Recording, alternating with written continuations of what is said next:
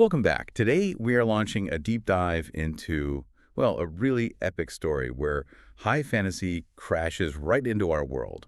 We're looking at sources that follow 5 individuals from Toronto Dave, Kevin, Kim, Paul, and Jennifer, who get thrust into this huge conflict in the world of Fionavar. Yeah, and the stakes are just immense. We're talking about a world literally starting to break apart. Get to the bow. Rakoth Maugrim, he's the antagonist, the dark god, and they call him the Unraveller, which is pretty terrifying. That is it, him. And his strategy is just chillingly clever. He's twisted the seasons, forced this unnatural 9-month-long winter onto Fionavar. 9 months. 9 months. It's not just about winning a war. It's about like total entropy, freezing out hope, destroying the connections between worlds and the whole tapestry of creation. So our mission today is to really dig into the strategies, the huge risks, the sacrifices needed to even try and stand against a god who uses winter as a weapon. Okay, that sets a pretty dramatic stage.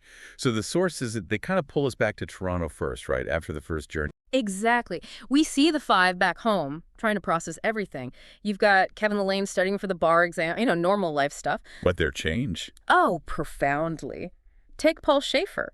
He's been healed physically from, well, a terrible personal tragedy from the first book, but he's fundamentally different now. He's actually hosting a god inside him. The Lord of the Summer Tree. That's the one, his destiny confirmed.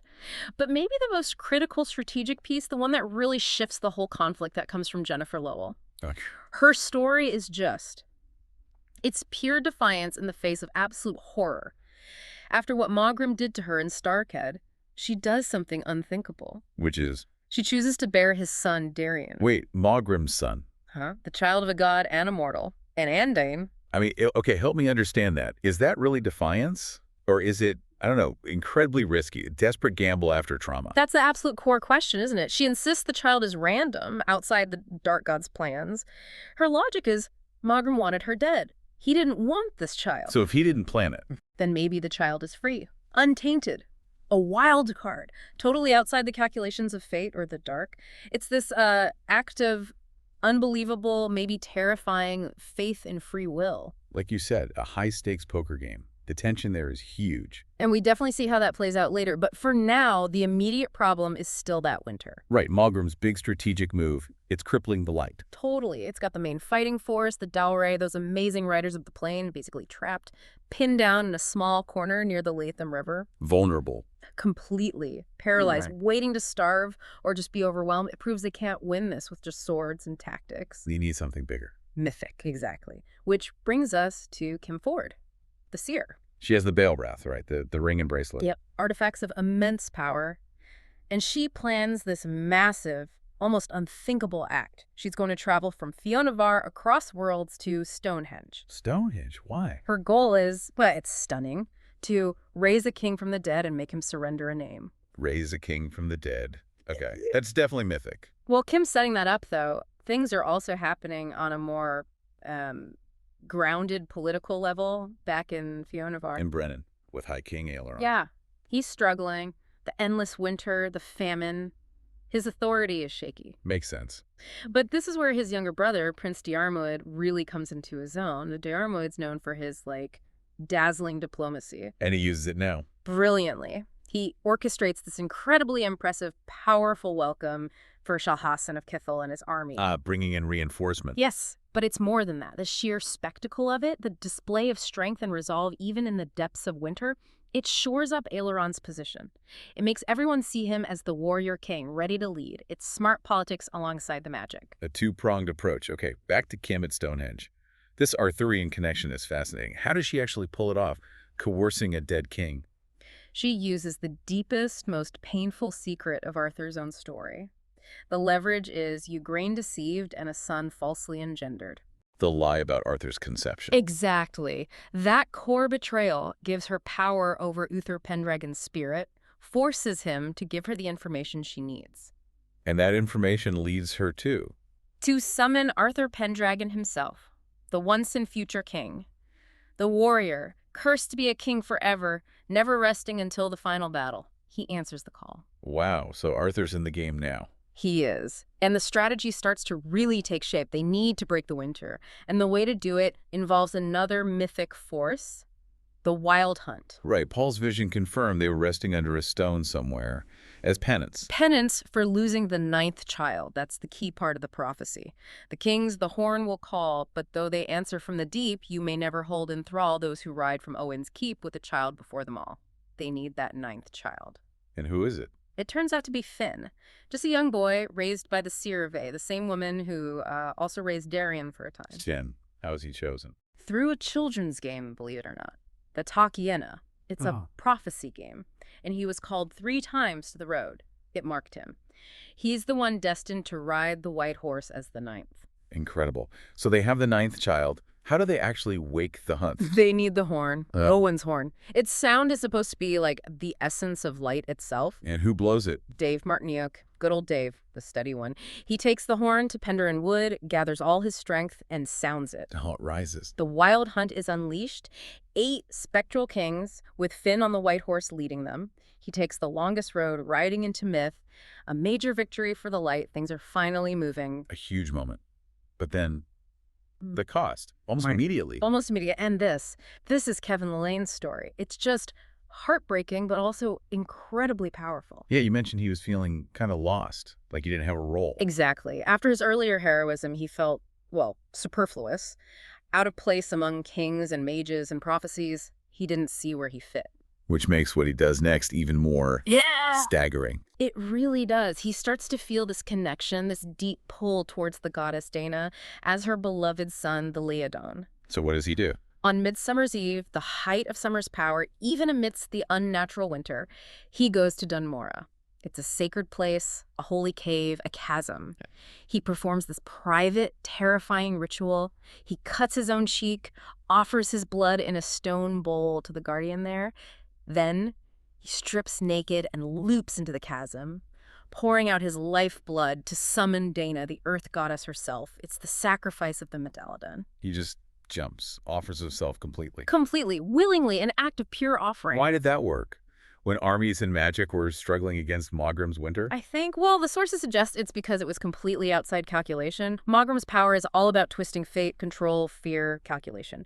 Kevin's act was pure, freely given love and faith, an ultimate unpredictable gift. Something the Unraveller couldn't account for. Exactly. It just broke the pattern, defied the logic of the dark.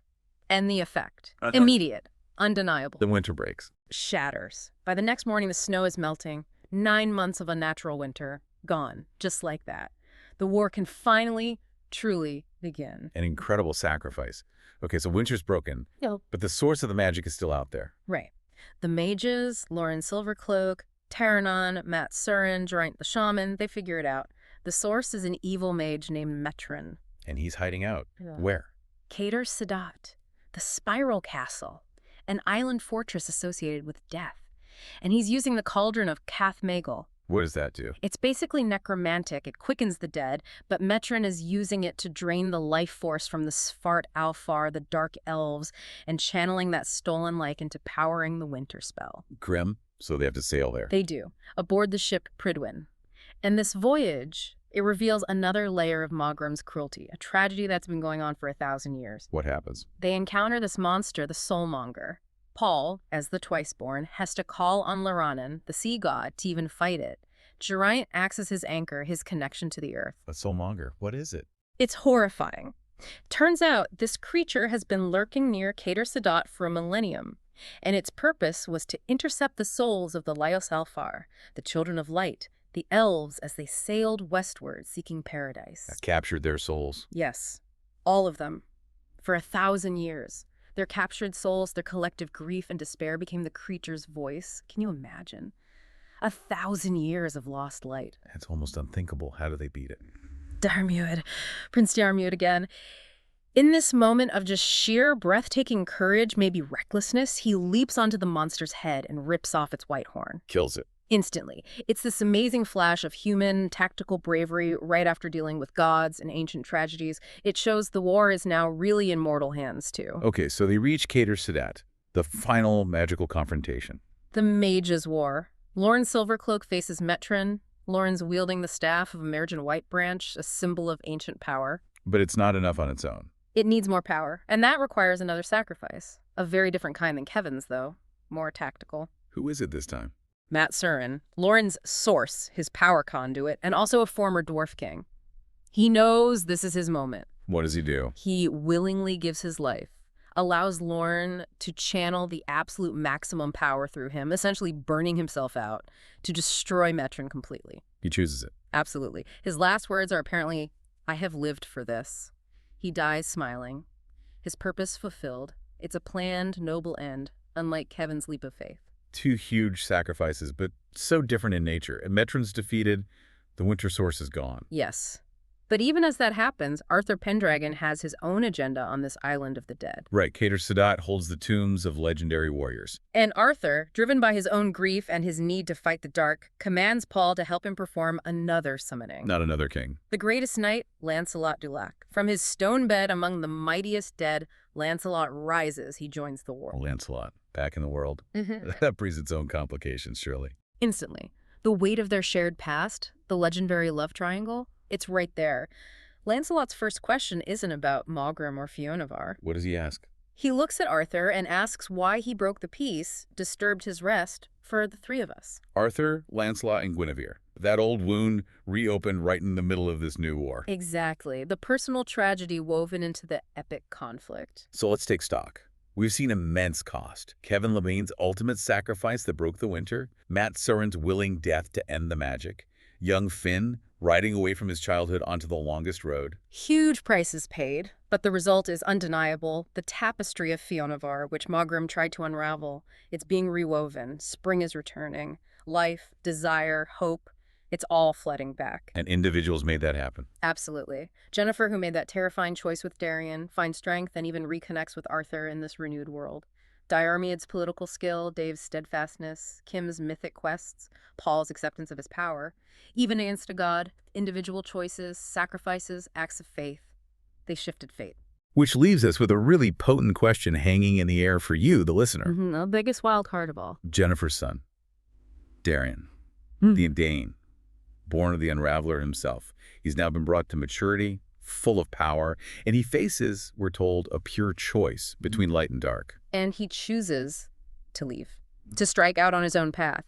But the detail that really sticks, he leaves wearing Finn's clothes, the clothes of the boy who rode into myth with the Wild Hunt. So think about this. After everything that's been sacrificed, all the blood spilled and choices made to secure Fionavar's future, what happens now with this child, the one who literally embodies the entire conflict? What path will Darian choose, and what new chapter is about to begin because of him?